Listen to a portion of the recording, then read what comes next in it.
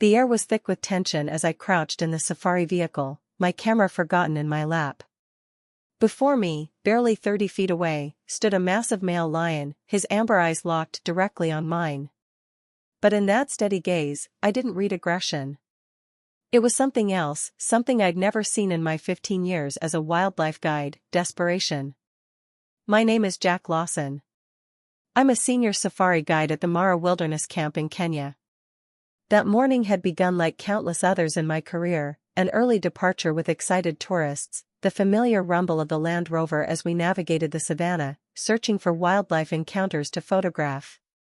The Belgian family I was guiding, the Meyers, had specifically hoped to see lions. I delivered beyond their expectations by tracking a known pride to their favorite acacia grove. What none of us anticipated was the extraordinary drama that would unfold over the next several hours, a situation that would challenge everything I understood about wild animal behavior and the interaction between humans and wildlife. We first spotted the male lion pacing anxiously at the base of a large acacia tree.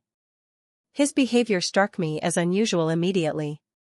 Lions typically rest during the daylight hours, conserving their energy for nighttime hunting. But this one was clearly agitated, alternating between pacing and doing something I'd rarely witnessed, standing on his hind legs against the tree trunk. "Something's wrong," I murmured to the family as I slowly raised my binoculars. That's when I saw it.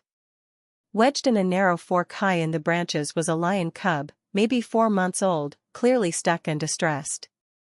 "There's a cub trapped up there," I explained quietly, passing the binoculars to Mr. Meyer. "And that's why he's so agitated." As we watched, the male lion suddenly turned toward our vehicle.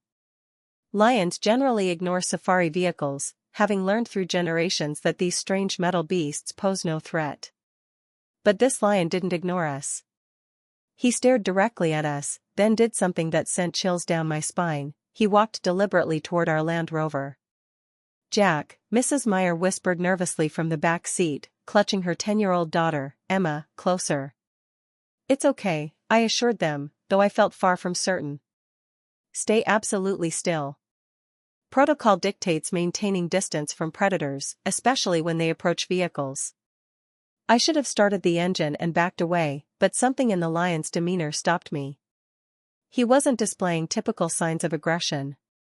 No tail lashing, no flattened ears, no snarling. Instead, he approached with an almost hesitant gait, stopping about 20 feet from us. Then came the moment I'll never forget.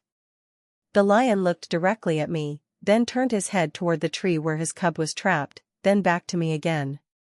He repeated this sequence 3 times, as if deliberately trying to communicate. "Jack," Mr. Meyer asked incredulously, "is he showing us something?" "I think he is," I replied, barely believing my own words. In my years working with wildlife, I'd witnessed countless examples of animal intelligence, but nothing like this apparent attempt at cross-species communication. The scientific consensus holds that lions, while social and intelligent within their own species, don't typically seek human assistance. Yet here was a male lion, seemingly doing exactly that. The cub's cries grew more distressed, small, pitiful mewls carrying across the savanna. The father lion's response was immediate. He paced back toward the tree, stood on his hind legs again, pawed helplessly at the trunk, then returned to our vehicle with that same meaningful stare. I reached for my radio, knowing this situation required expert advice.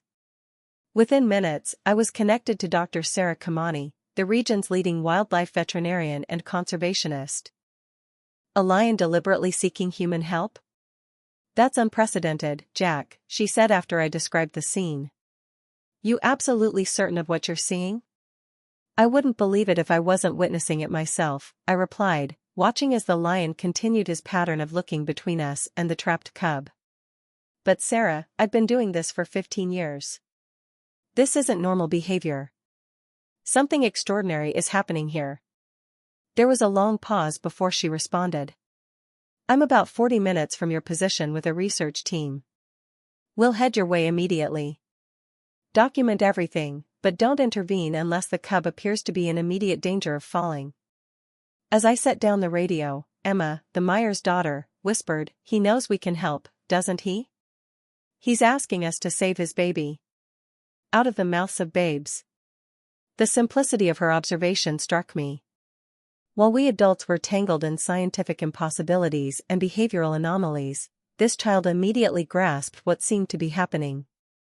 A father, desperate to save his offspring, was seeking help from the only other creatures in the vicinity capable of reaching the cub.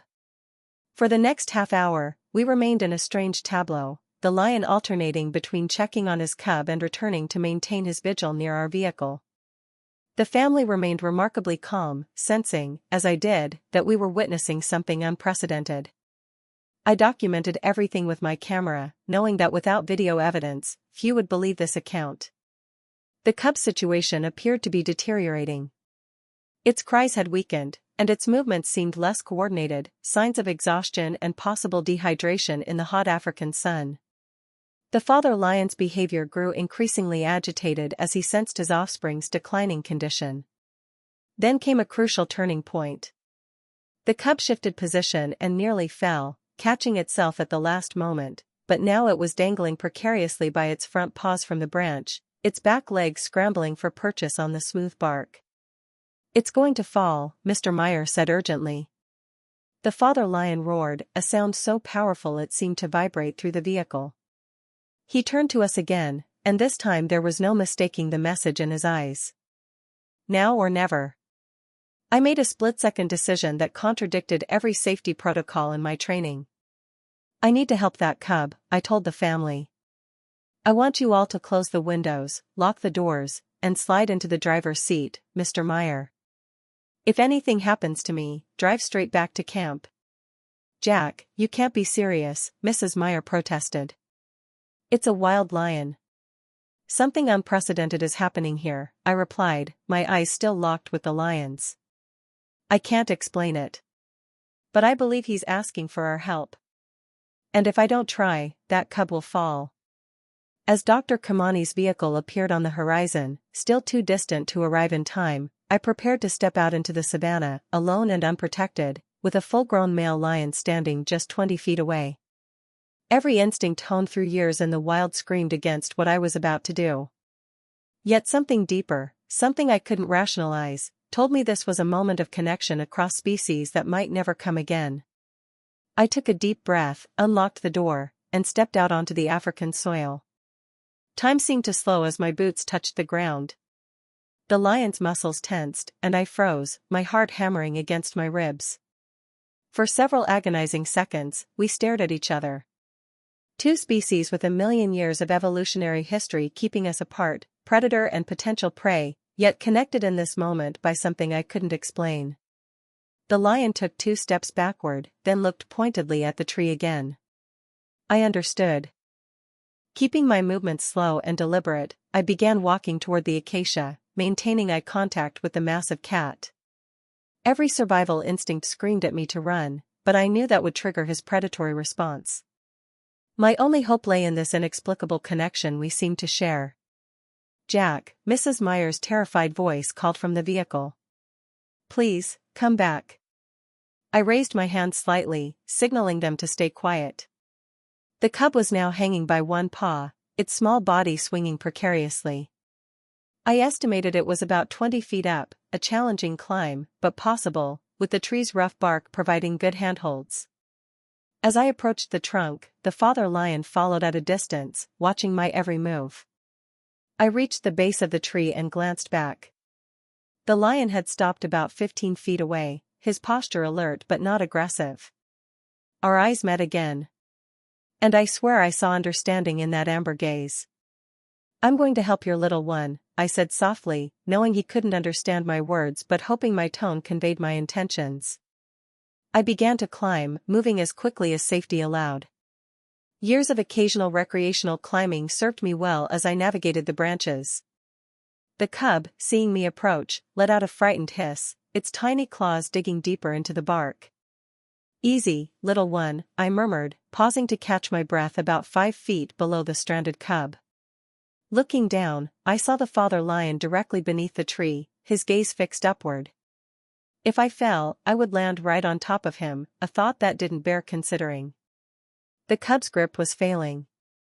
I could see its small muscles trembling with exertion. With one final push, I climbed to within arm's reach and assessed the situation. The cub's hind legs had become wedged in a narrow fork, and in its panic to free itself, it had managed to get more thoroughly stuck while also losing its secure footing. Carefully balancing on a branch, I reached toward the cub. It swiped at me with tiny claws, frightened, not aggressive. I know, I soothed, pulling back slightly. This is scary for both of us. Below, the father lion let out a soft rumble. Not quite a growl, not quite a purr. The cub's head turned at the sound, momentarily distracted. I seized the opportunity, quickly grasping the cub by the scruff of its neck, the way its own mother would carry it, and gently working its hind legs free from the fork with my other hand.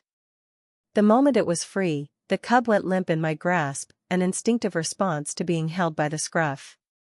I cradled it against my chest, feeling its rapid heartbeat against my palm.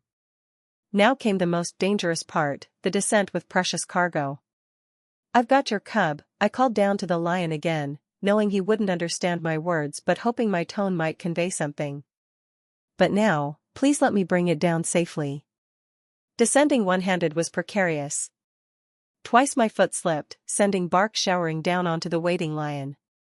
Finally, about 7 feet from the ground, I paused. This was the critical moment. I needed to get down, but the father lion stood directly beneath me, waiting. Jack, Mr. Meyer called out, Dr. Kamani is almost here.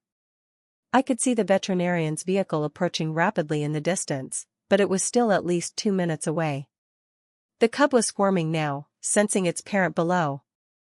I had to make a decision. Holding the cub securely, I continued my descent until I was on the lowest branch, about 5 feet from the ground. The male lion stood directly below, looking up expectantly. Every wildlife training manual, every safety protocol, every rational thought told me not to do what I was about to do.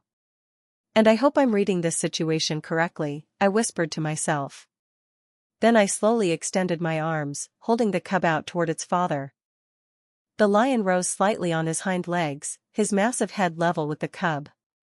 With infinite gentleness that belied his predator's strength, he took the scruff of his cub's neck between his teeth. I released my grip, and the transfer was complete. For one breathless moment, the lion's face was inches from my dangling legs. He could have easily grabbed me, dragged me down, ended my life in seconds. Instead, he lowered his cub carefully to the ground, then looked up at me once more. Our eyes met a final time, and what I saw there will stay with me forever, a direct, knowing gaze that seemed to contain some form of acknowledgement. The spell was broken by the sound of Dr. Kamani's vehicle arriving. The lion picked up his cub and quickly trotted away, disappearing into the tall grass just as the veterinarian's team pulled up alongside the Myers vehicle. I dropped to the ground on shaking legs as Dr. Kamani rushed toward me, tranquilizer gun at the ready. Jack, are you hurt? Where's the lion? Gone, I managed, my voice unsteady. He took his cub and left. You actually climbed the tree and rescued the cub, she asked incredulously, scanning the savanna for signs of the predator. And the male lion just let you? Not only let me, I replied, still trying to process what had happened. He asked me to. Dr. Kamani's skeptical expression softened when Mr. Meyer approached with his phone. I recorded everything, he said, holding out the device. We gathered around the small screen, watching in silence as the unbelievable scene played out, the lion's communication, my climb, the rescue, and, most incredibly, the peaceful handover of the cub directly to its father. This is unprecedented, the doctor whispered, her scientific skepticism battling with the evidence before her eyes. This challenges everything we understand about lion behavior and human-wildlife interaction. The Myers family stood nearby, Emma's eyes wide with wonder rather than fear. I told you, she said simply. He just wanted help for his baby. As we drove back to camp, the savanna spread out around us in golden waves under the afternoon sun. I kept replaying the moment in my mind, that direct gaze, the silent communication, the trust that had temporarily bridged the divide between human and wild animal.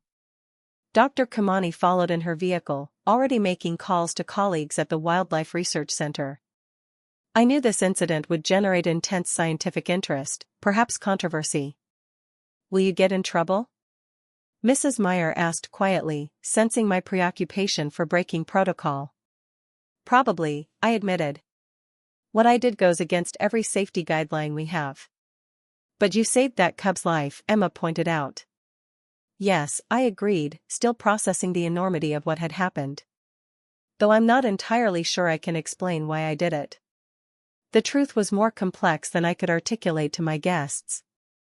Something primal had connected me to that lion father, a recognition that transcended species. As a parent myself, with a daughter back home in Nairobi, I understood desperate concern for one's child. Perhaps in that moment, so did the lion. As we approached camp, my radio crackled with messages from concerned colleagues who had heard fragments of the story. News travels fast in the safari community. I knew I faced difficult questions, incident reports, perhaps even disciplinary action. But those concerns felt distant compared to the profound experience I had just shared. Whatever came next, one thing was certain: my understanding of wildlife, of lions, and of the connection between all living creatures had been fundamentally transformed on the Savanna that day.